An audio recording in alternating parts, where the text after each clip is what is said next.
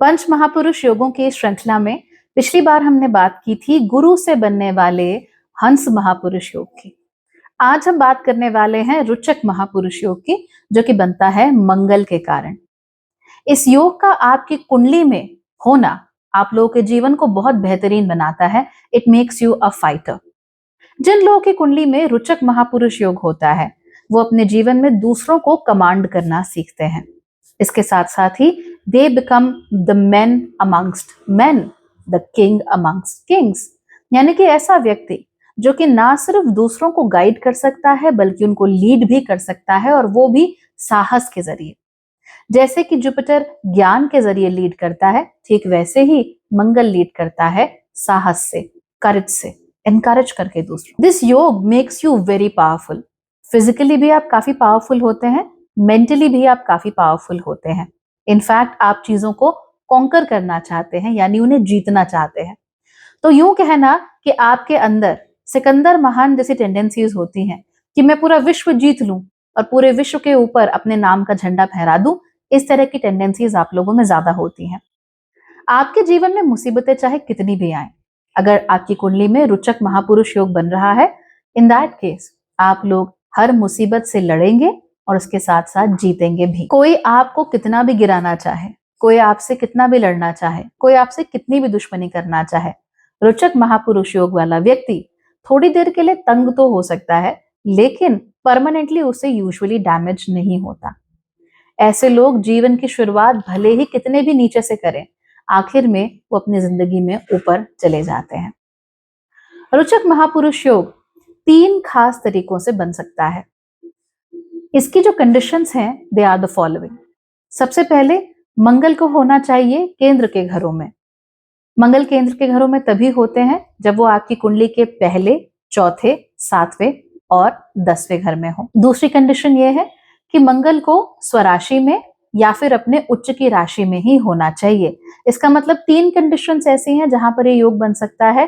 पहली कंडीशन ये कि मंगल की 2 राशियां, यानी कि मेष और स्कॉर्पियो यानी कि वृश्चिक, ये पहले, चौथे, 7वें या 10वें घर में हो। 2 कंडीशंस ये हो गई।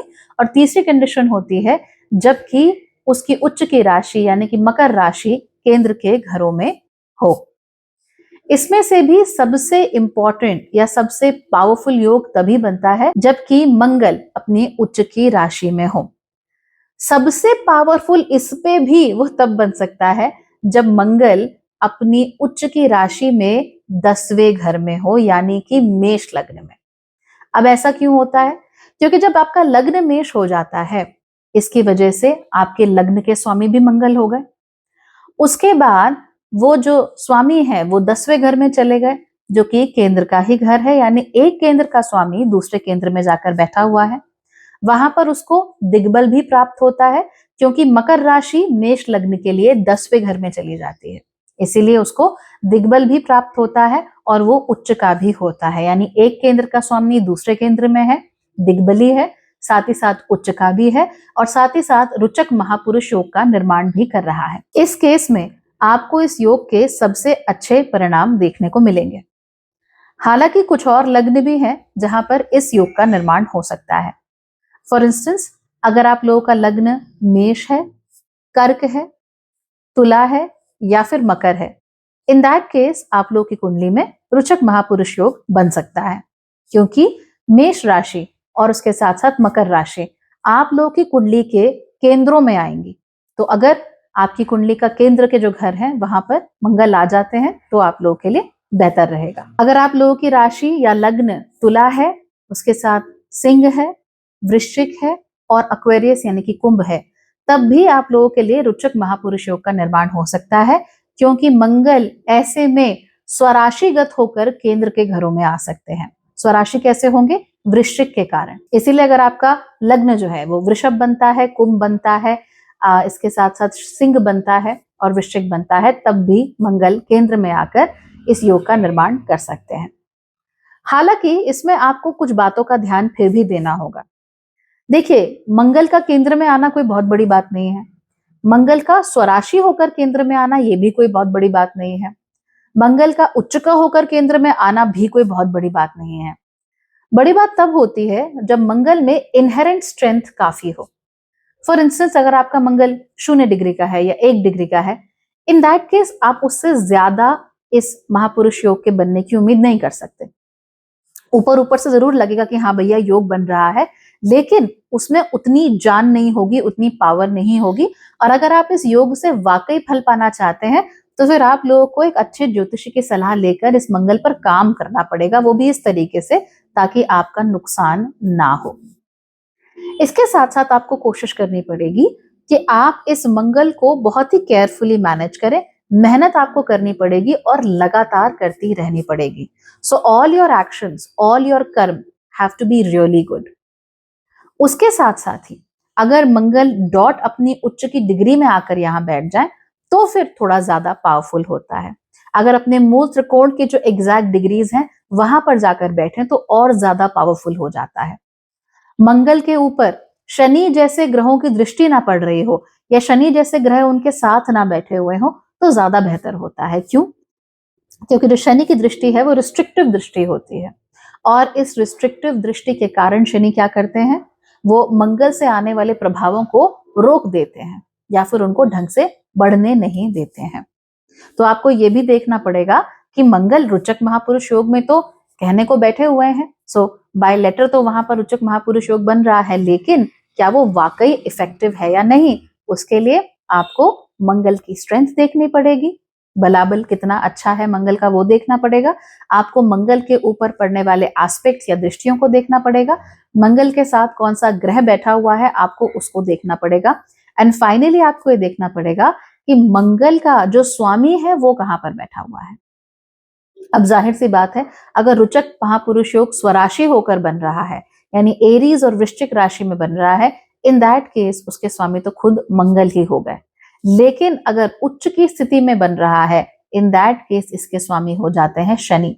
तो आपको कुंडली में शनि की स्थिति भी देखनी पड़ेगी। मकर राशि से कितने घर आगे शनि बैठे हुए हैं, किस नवमांश में बैठे हुए हैं, उनके ऊपर किस प्लैनेट का असर पड़ रहा है, वो कब एक्टिवेट हो रहे हैं, उनकी दशाएं कब आ रही हैं, so on and so forth. इन सब चीजों को अगर आप फिगर आउट अपनी कुंडली में करें तो आप लोग अपने आगे बढ़ने के लिए स्वयं रास्ता तय कर सकते हैं। मैंने अक्सर ये देखा है कि अगर किसी की कुंडली में बहुत स्ट्रॉन्ग रुचक महापुरुष योग भी नहीं बन रहा हो तो भी ये लोग कहीं ना कहीं से मुसीबत से भरी हुई दुनिया में भी अपने लिए कुछ ना कुछ अच्छा करके निकाल ही लेते हैं।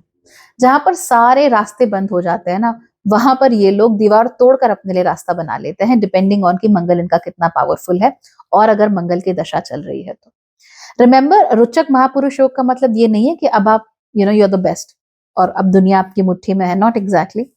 रुचक महापुरुष योग का अर्थ ये होता है कि इस समय पर आप लोगों के पास इतनी क्षमता है, इतनी शक्ति है कि आप लोग जो चाहें वो कर सकें। हालांकि इस योग को मैं ज्यादा प्रेफरेंस तब देती हूँ पर्सनली जब ये योग पहले घर में या स्पेसिफिकली 10वें घर में बन रहा हो।